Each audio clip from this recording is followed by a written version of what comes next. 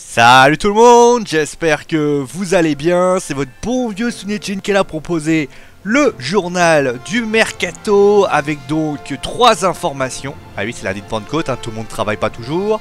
Donc nous aurons, le Paris Saint-Germain avec une information étonnante. On parlera ensuite de Liverpool et de ses potentiels recrues. Et on parlera du Barça où Ernesto Valverde aurait coché une recrue potentielle.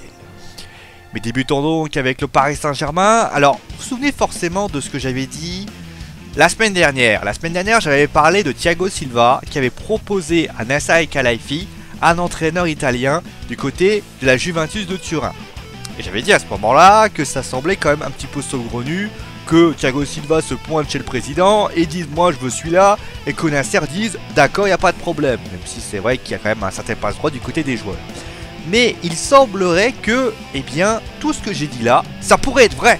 Alors, peut-être pas que Thiago Silva a feu que Unai Emery s'en aille, qui pourrait rebondir à ce moment-là du côté de l'AS Roma où il y a certains Monchi, mais il semblerait que, oui, peut-être que Massimiliano Allegri, finaliste de la Ligue des Champions, va se retrouver du côté du club de la capitale. Puisque, vous ne le saurez peut-être pas, mais les négociations entre la Juve pour avoir une prolongation de contrat ont débuté.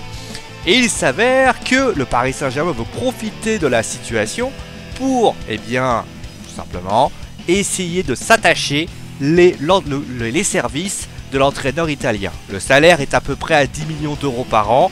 Alors peut-être c'est aussi pour faire monter les enchères, peut-être que l'agent fait croire un petit peu que le PSG est là, parce que le PSG, on sait tous qu'Unai Emery est pas en dehors de santé. Pas mal d'informations assez contradictoires par rapport à ça. Mais la réalité aujourd'hui, c'est que oui, Allegri pourrait très bien débarquer du côté de la capitale française. Allez, on va continuer avec Liverpool. Alors vous avez vu, on parle de Manchester City quasiment tous les jours. On parle d'Arsenal, on parle également de Manchester United, on parle de Chelsea. Mais Liverpool, ils font quoi en ce moment? Ils sont quand même qualifiés en Ligue des Champions, enfin plutôt tour préliminaire de Ligue des Champions. Mais il faut avouer que, au niveau attractivité, pour l'instant, ça reste quand même assez modeste. Alors, sur Mohamed Salah, qu'ils veulent pour 50 millions d'euros, mais c'est pas Mohamed Salah qui va changer les choses. Il faut recruter d'autres personnes. Et justement, Jürgen Klopp a pisté 5 recrues potentielles. Alors, le premier c'est Virgil van Dijk, qui est un joueur de Southampton. On a ensuite 2 joueurs de Leipzig. Alors, vous l'avez que j'ai cité déjà, c'est Naby Keita et alors je n'ai pas son nom en tête, je vais vous le redire. C'est Timo Werner, voilà, Timo Werner du côté de Leipzig, un attaquant et un milieu de terrain. On a ensuite un latéral gauche qu'on parle de Andrew Robertson. Et enfin on terminera avec celui qui joue à Fulham, qui s'appelle Ryan Sessegnon. Alors après est-ce qu'ils viendront pas, ça je sais pas. Mais voilà, Liverpool a intérêt quand même à se bouger un peu le derrière, parce que pour l'instant, à part la rumeur Mbappé et donc Salah, pour l'instant ça restait quand même assez mitigé. Bon allez, on va terminer maintenant avec le FC Barcelone. Alors le FC Barcelone qui va peut-être revoir un ancien joueur qui l'a laissé filer. Vous savez, alors j'ai pas cité au niveau des Parisiens, mais il y a notamment un joueur qui lui s'en va, c'est Dan Axel Zagadou. Lui il a été formé au club et il ira donc à Dortmund.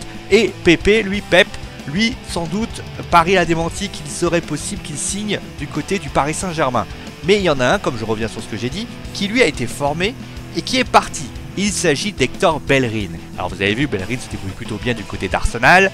Et forcément, ça discute du côté du Barça. Ernesto Valverde a validé la situation. Et donc il se pourrait bien, pour la modique somme de 50 millions d'euros, on verra si Arsenal est d'accord, que Barcelone récupère bien son latéral droit du FC qu'ils ont formé eux-mêmes. Voilà, c'est tout, voilà.